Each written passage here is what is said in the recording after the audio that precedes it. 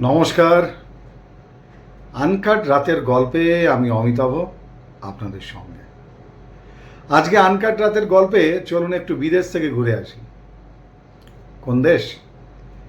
যে দেশ মানেই নীলনদ, যে দেশ মানেই বড় বড় পিরামিড, আর সেই বড় বড় পিরামিডের মধ্যে আছে অসংখ্য রহস্য। আমরা সবাই জানি মিশর মানে পিরামিডের দেশ, কিন্তু মিশরের পিরামিড শুধুমাত্র তো কায়রোতে নেই বা কিং ভ্যালিতে নেই। এমন অনেক পিরামিড আছে মিশরের বুকে, যে পিরামিডে আবার কোনো সমাধিও নেই। অর্থাৎ পিরামিড বলতেই আমাদের মনের মধ্যে ভেসে ওঠে বা আমাদের মনের মধ্যে যেগুলো আমরা দেখতে পাই, যে বড় বড় মমি, প্রচুর সোনাদানা অলঙ্কারে ভর্তি, আসবাবপত্রে একটা গোপন কুটুরি। কিন্তু আপনাদের জানিয়ে রাখি, মিশরের সব পিরামিডেই কিন্তু এই মমি বা রাজরাজাদের সমাধি নেই। বিশেষ করে গিজায় অবস্থিত যে পিরামিডগুলো রয়েছে সেই পিরামিডে। আজকের আনকাট রাতের গল্প, সেখানে পরতে পরতে রহস্য, যে রহস্যের সঙ্গে রয়েছে প্রযুক্তির এক রহস্যে ঘেরা ঘটনা। আসলে অনেকেই মনে করেন যে আজ থেকে বহু বছর আগে, শতাব্দী প্রাচীন অনেক ঘটনা বিজ্ঞান মনে করে আশ্চর্য হয়ে যায়, সেই সময়ের বিজ্ঞান কিভাবে এত উন্নত ছিল। আজকে আপনাদের নিয়ে যাব গিজায়, পিরামিডের শহর গিজা, মিশরের বুকে। কিন্তু সেখানে কোনো পিরামিডে খুঁজে পাওয়া যায়নি কোনো রাজরাজাদের মৃতদেহ বা সমাধি। ৪,৫০০ বছর আগের সেই পিরামিডের গোপন রহস্য সামনে এলো তখন, ধরা পড়ল আসল রহস্য, যখন বিখ্যাত ইঞ্জিনিয়ার জন কার্ডম্যান পিরামিডের লার্জ স্কেল মডেল তৈরি করে সামনে নিয়ে এলেন। হ্যাঁ, যেখানে দেখানো হয়েছিল মিশরের পিরামিডগুলো আসলে ইলেকট্রোম্যাগনেটিক এনার্জি তৈরি করতে পারা এক একটা স্তম্ভ। মিশরের গিজাতে অবস্থিত প্রত্যেকটা পিরামিড আসলে প্রযুক্তির উন্নততম ইলেকট্রোম্যাগনেটিক সিস্টেমের অংশবিশেষ। ইলেকট্রোম্যাগনেটিক এনার্জি তারা তৈরি করতে পারত। সামনে আনলেন জন কার্ডম্যান। এই পিরামিডগুলোর ত্রিভুজ আকৃতি আসলে পুরোটাই বিজ্ঞান, এবং গিজাতে এই পিরামিডগুলো তৈরি করা হয়েছিল কেন ৪,৫০০ বছর আগে। আজকে সেই রহস্যের খানিকটা হলেও আপনাদের সামনে একটু একটু করে ধোঁয়াশা পরিষ্কার করার চেষ্টা করব। আপনাদের বলি, ম্যাগনেটিক এনার্জি তৈরি করতে পারে এই ধারণা বহু বিজ্ঞানীদের এই গিজার পিরামিড দেখে মনে হয়েছিল শুধু নয়, সেখানে তারা মনে করেছিলেন পৃথিবীর মহান বিজ্ঞানী নিকোলা টেসলার ওয়াড্রেন ক্লিফ টাওয়ারের সঙ্গে তার বড্ড বেশি মিল। মনে পড়ছে? ওয়াড্রেন ক্লিফ টাওয়ার, ক্ষমা করবেন, ওয়াড্রেন ক্লিফ টাওয়ার। ওয়াড্রেন ক্লিফ টাওয়ার কি? যেটি আবিষ্কার করতে চেয়েছিলেন, অর্ধ পথেই ধ্বংস হয়ে যায়। নিকোলা টেসলা সেইখানে যেটা করতে চেয়েছিলেন, সেই ওয়াড্রেন ক্লিফ টাওয়ার, যা ওয়্যারলেস তার বিহীনভাবে সারা পৃথিবীতে বিদ্যুৎ পৌঁছে দেওয়ার জন্য আবিষ্কারের জন্য তৈরি হচ্ছিল। অর্থাৎ কোনো বিকল্প শক্তি ছাড়া এবং তার ছাড়াই বিদ্যুৎ প্রবাহিত করা যাবে সমগ্র বিশ্বে। সেই ওয়াড্রেন ক্লিফ টাওয়ার ধ্বংস হয়ে গিয়েছিল সেই কাজ সম্পন্ন হওয়ার আগে। এই পিরামিডগুলোর অবস্থান এবং তাদের সেই ঘটনা দেখে বিজ্ঞানীদের মনে পড়ে যাচ্ছে সেই নিকোলা টেসলার ওয়াড্রেন ক্লিফ টাওয়ারের কথা। কেন? যার মাধ্যমে তিনি সেই ইলেকট্রোম্যাগনেটিক এনার্জিকেই ছড়িয়ে দিতে চেয়েছিলেন সারা বিশ্বে। যখন ক্রিস্টোফার ডান তার একটা বই প্রকাশ করেন, যে বইয়ের নাম the Giza power planet technology of ancient Egypt, এবং সেই বইয়ের পর থেকেই আরও বেশি করে চর্চা শুরু হয়ে যায় বিজ্ঞানী মহলে, এবং বারবার উঠে আসে নিকোলা টেসলার সেই টাওয়ার তথ্য, কারণ এই দুটোর মধ্যে নাকি এক ভয়ঙ্কর মিল। হ্যাঁ, অনেক গবেষক বিশ্বাস করতে শুরু করেন যে শুধু মমি রাখার জন্য তৈরি করা হয়নি ওই গিজার পিরামিডগুলোকে, কারণ আগে ভাবা হতো যে এগুলো প্রত্যেকটি এক একটা সমাধি স্তম্ভ, এখান থেকে কিন্তু কোনো মমি পাওয়া যায়নি। আপনাদের বারবার বলে রাখি, গিজায় অবস্থিত পিরামিড থেকে কোনো রাজা বা রাজরাজার পরিবারের কারো কোনো মমি উদ্ধার হয়নি।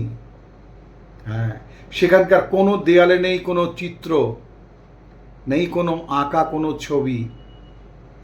সবগুলো মমি কিন্তু পাওয়া গেছে কিং ভ্যালির পিরামিডগুলো থেকে। কোনো ধরনের চিত্রশিল্প বা ওয়াল পেন্টিংও পাওয়া যায়নি গিজার একটিও পিরামিড থেকে। তাহলে সেই পিরামিডগুলো কি কাজের জন্য আজ থেকে 4500 বছর আগে তারা তৈরি করেছিলেন? মিশরের পিরামিড থেকে আমরা জানি প্রচুর সোনার আসবাবপত্র রাজরাজাদের ব্যবহার করার জন্য সমাধি ক্ষেত্রে রেখে দেওয়া হতো, সেই মাটির অনেক নিচের একটি গোপন কুঠুরিতে, যেখানে মমি থাকতো, এবং তার সেই ঘরটি সাজানো থাকতো নানান ধরনের সোনার জিনিসপত্র, বাসন কোসন থেকে শুরু করে নানান বস্তুতে। কারণ সেই সময় তারা মনে করতেন যে এই ধরনের ধাতু ঈশ্বরকে আকর্ষণ করতে পারবে, এবং ঈশ্বর তিনি খুশি হবেন এবং এই আত্মার সঙ্গে তিনি সংযোগ স্থাপন করবেন। কিন্তু গিজার কোনো পিরামিডে একটিও মমি বা এই ধরনের কিচ্ছু খুঁজে পাওয়া যায়নি। তাই বারবার সেই ক্রিস্টোফার ডানের বইটির কথা সামনে চলে আসছে বিজ্ঞানীদের, the Giza power planet technology of ancient planet, যে প্ল্যানেটের নাম ইজিপ্ট বা মিশর। সেখানেই আপনাদের আজকের এই রহস্যের একটু একটু করে মোড়ক উন্মোচন করার চেষ্টা করব। গিজার পিরামিডে যখন কিছু পাওয়া যায়নি, তাহলে সেখানে কি পাওয়া গেল? গবেষকদের ধারণা, গিজা থেকে পিরামিডের জন্য যে পাথরের টুকরোগুলো নিয়ে আসা হয়েছিল, সেগুলো টোড়া বলে একটি জায়গা থেকে নিয়ে আসা হয়েছিল, এবং গিজা থেকে টোড়া এই অঞ্চলের দূরত্ব প্রায় 150 কিলোমিটার। তাহলে এই 150 কিলোমিটার, তখন তো ট্রাক বা অন্য যানবাহন ছিল না। কিসের মাধ্যমে এই বড় বড় পাথরের চাই? হ্যাঁ, এই পাথরের এক একটার ওজন 5 টনেরও বেশি, মানে একটা ট্রাক জুড়ে একটা পাথরের টুকরোই আসতে পারবে। সেই পাথর ওই 150 কিলোমিটার দূর থেকে কিভাবে আসতো? বিজ্ঞানীদের ধারণা যে নীলনদ তখন এই গিজা পিরামিড যেখানে আছে তার কাছ দিয়েই বয়ে যেত, এবং নদী পথে সেই পাথর আনা হতো টোরা থেকে, এবং এই এক একটা পাথর আনার জন্য প্রায় 500 জন শ্রমিক তাদেরকে নিয়োগ করা হতো। আর সেই পাথরগুলো আনতে বহু বছর সময় লাগতো সেই টোরা থেকে নীলনদ হয়ে গিজা পর্যন্ত আসতে। এক একটা পিরামিডের জন্য 23 লক্ষ এই পাথরের চাই নিয়ে আসা হয়েছিল, এবং ধারণা করা হয় যে প্রায় 20 বছর 1 লক্ষ শ্রমিক নিরন্তর পরিশ্রম করে এই এক একটা পিরামিড তৈরি করেছিল। কতটা উন্নত ছিল সেই সময় মিশরের মানুষ, বা উন্নত মানব জাতি। ত্রিভুজ আকারের এই পিরামিড এবং সেই নদী পথে আনা পাথর দিয়ে যে পিরামিড তৈরি হলো, সেই পিরামিডে নেই কেন একটিও মমি?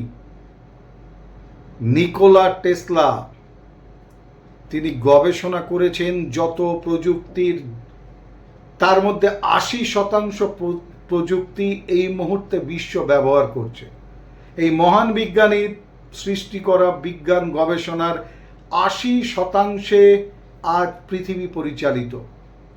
সেই নিকোলা টেসলা এই মিশরের গিজা পিরামিডের রহস্য উন্মোচন করতে চেয়েছিলেন এবং সেখানে তিনি দেখেছিলেন এই পিরামিডগুলোই হচ্ছে এক একটা এনার্জি স্টোর পর্বত।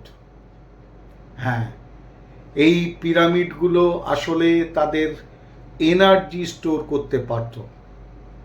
আসলে পৃথিবী একটা ইলেকট্রিক্যাল ওয়েভ নিয়ে কাজ করে এবং সেই ইলেকট্রিক্যাল ওয়েভ দুই পোল, নর্থ পোল এবং সাউথ পোল, সেই সাউথ পোলের মধ্যে একটা কন্ডাক্টরের ভূমিকায় তারা মাটিকে ব্যবহার করতেন এবং এই পিরামিড তার অবস্থান এবং প্রযুক্তি এমন ছিল, সেই পিরামিড থেকে ইলেকট্রোম্যাগনেটিক এক পাওয়ার বা এনার্জি তৈরি করতে তারা সক্ষম হয়েছিলেন।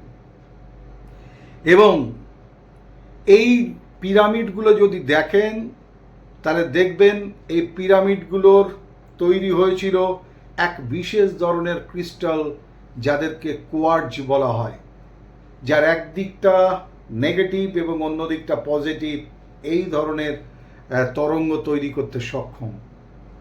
এবং তার ভেতরে যে চেম্বার পাওয়া গেছে, একেবারে যেটাকে বলা হয় কুইন্স চেম্বার, সেই কুইন্স চেম্বার তৈরি হয়েছিল রোজ গ্রানাইট পাথর দিয়ে। যে গ্রানাইট পাথর বা রোজ গ্রানাইট পাথর সিলিকন ডাই অক্সাইড তৈরি করতে সক্ষম, ভাবতে পারছেন?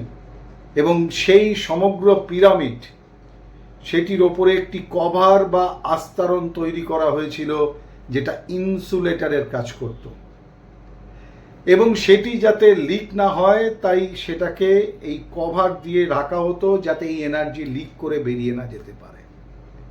সেজন্য এই প্রত্যেকটা গিজার পিরামিডের রং দেখবেন রেডিশ ব্রাউন। হ্যাঁ, মোনোলাইট লাইট স্টোন এবং হোয়াইট লাইমস্টোন এদেরকে ব্যবহার করে এই পিরামিডের বাইরের অংশকে গড়ে তোলা হয়েছিল এবং দূর থেকে তাই গিজার পিরামিডগুলো দেখতে একেবারে তারার মতো ঝকঝক করে। 1936 সেখানে বিজ্ঞানীরা যখন গবেষণা করেন তখন তার মধ্যে যে গোপন কুঠুরি তারা আবিষ্কার করেন, সেই গোপন কুঠুরির ভেতরে তারা মাইক্রো ক্যামেরা প্রবেশ করান এবং সেখানেই সন্ধান পাওয়া যায় এই কুইন্স চেম্বারের। যে কুইন্স চেম্বারের হাইড্রোজেন গ্যাসের সন্ধান পাওয়া গিয়েছিল। হাইড্রোজেন গ্যাস ভর্তি ছিল এই কুইন্স চেম্বারে। যে হাইড্রোজেন গ্যাসকে ব্যবহার করে পিরামিডের চূড়া, যেটি নাকি সোনার তৈরি ছিল, কোনো কারণে পরে সেটি ধ্বংস হয়ে যায় বা ভেঙে পড়ে যায়, সেখানে এই ইলেকট্রোম্যাগনেটিক ফিল্ড তৈরি করা সম্ভব ছিল এবং মাটির নিচ দিয়ে বয়ে যাওয়া নীল নদের জল ছিল সেই ইলেকট্রিক্যাল তরঙ্গের সঙ্গে রাসায়নিক বিক্রিয়ার অন্যতম একটি যৌগ। এই প্রসঙ্গে আপনাদের একেবারে শেষে জানাবো, যারা মিশরে যান, পিরামিড দেখেন, কায়রোতে যান, তারা গিজায় গেলে অবশ্যই দেখবেন, কারণ এগুলি প্রত্যেকটি একই মাপের, একই সরল রেখায় অবস্থান করছে। এবং সেই সঙ্গে সঙ্গে এই যে পিরামিডের মাথাগুলোকে, যেগুলোকে ক্যাপস্টোন বলা হয়, সেটি নাকি সোনার বা ধাতব বা সোনার গড়া ছিল। সেগুলো কিন্তু পরে আর খুঁজে পাওয়া যায়নি। কিন্তু এই পিরামিডের এই তত্ত্ব রহস্য আবিষ্কার করতে পেরেছিলেন নিকোলা টেসলা। হ্যাঁ, এবং তাই তিনি এটির অনুরূপভাবে পৃথিবী জুড়ে ওয়্যারলেসহীন তারবিহীন বিদ্যুৎ পৌঁছে দেওয়ার জন্য তার সেই আবিষ্কার করতে এগিয়ে এসেছিলেন, যার নাম ওয়াড্রেন ক্লিফ টাওয়ার।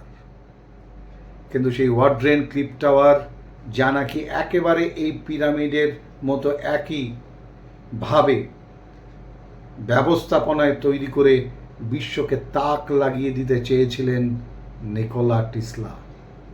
দুঃখের বিষয়, সেই টাওয়ারটি তৈরি হওয়ার আগেই ধ্বংস হয়ে যায়। শুধু তাই নয়, এক রহস্যময়ভাবে 1943 সালে নিকোলা টেসলাকে একটি হোটেলে মৃত অবস্থায় পাওয়া যায়। তিনি থাকলে হয়তো এই ওয়াড্রেন ক্লিফ টাওয়ারের মাধ্যমে প্রযুক্তির আরও একটা নতুন দরজা খুলে বিজ্ঞান সারা বিশ্বের বুকে তারবিহীনভাবে পৌঁছে দিতে পারত বিদ্যুৎ পরিষেবা। যাই হোক, এই যে বিজ্ঞান এবং তার অগ্রগতি, যেখানে অনেক প্রশ্নের জবাব খুঁজে পাওয়া যায় না, কি করে টোড়া থেকে গিজা 150 কিলোমিটার 5 টন ওজনের এক একটা পাথরের টুকরো নিয়ে আসা হতো, বিজ্ঞানীরা আজও সেই চিন্তা করতে করতে মাথা চুলকাচ্ছেন। নানান ধরনের কথা তারা যুক্তি খাড়া করার চেষ্টা করছেন, কিন্তু সেই পাথরগুলোকে একটার উপর একটা বসিয়ে ক্রেন বা লিফটের প্রযুক্তি না থাকা সত্ত্বেও তারা কি করে এই ত্রিভুজ ক্ষেত্রের সমান সরল রেখায় এই পিরামিডগুলো বানাতেন, সেটা অনেকটাই আশ্চর্যের। রহস্য পিরামিডের ভেতরে যেমন, রহস্য পিরামিডের বাইরেও কম নয়। কারণ সেই পিরামিড তত্ত্বকে চোখের সামনে দেখতে পাওয়া পৃথিবীবাসী তারা মানতে বাধ্য যে বিজ্ঞান সে সময় অনেক উন্নত ছিল, বা হয়তো বিজ্ঞানের উন্নতি সে সময় সর্বোচ্চ একেবারে শিখরে পৌঁছেছিল, যে বিজ্ঞান আজও আমাদের স্তব্ধ করে দেয়, স্থবির করে দেয়, বোবা করে দেয়। এখনকার বিজ্ঞানীরাও এত কিছু গবেষণা করে সেই বিজ্ঞানের রহস্য উন্মোচন করে উঠতে পারছেন না। তাই পিরামিড সম্পর্কিত আর নিকোলা টেসলার সেই তারবিহীন বিদ্যুতের সেই টাওয়ারের যে স্বপ্ন, এই দুইয়ের মধ্যে একটা কোথাও যেন অদৃশ্য মিল রয়েছে। শুধু বিজ্ঞান খুঁজবেন না, এই যে রহস্যময় এই স্থাপত্য, তার জন্য এই গল্পটা আপনাদের কাছে ছুড়ে দিলাম, পারলে ধরে নিন। কারণ এটাও অজানা একটা ঘটনা যা আপনাকে অন্তত একবার ভাবাবে, তাই না? তাই জীবনে অন্তত একবার গিজায় যাবেন, মিশরে যাবেন, সেই রহস্যময় পিরামিডগুলোর সামনে দাঁড়িয়ে ভাববেন যে সেই সময় 4500 বছর আগে কত উন্নত ছিল প্রযুক্তি আর মিশরের মানুষ, যারা এই ইলেকট্রোম্যাগনেটিক সিস্টেমের পিরামিড থেকে সারা মিশরে পৌঁছে দিত তার তৈরি করা উৎকৃষ্ট কোনো প্রযুক্তি। ভাবতে থাকুন, আগামী পর্বে আরও একটা অজানা কিংবা অনেকের অজানা বা নতুন করে জানার ঘটনা নিয়ে ফিরবো আবার। ততক্ষণের জন্য শুভরাত্রি, ভালো থাকবেন, সুস্থ থাকবেন, আর হ্যাঁ, বাংলায় থাকুন, বাংলার সঙ্গে থাকুন, বাংলার সংস্কৃতির সঙ্গে থাকুন। দেখা হচ্ছে পরবর্তী পর্বে আরও একটি আনকাট রাতের গল্প নিয়ে। ততক্ষণের জন্য শুভরাত্রি।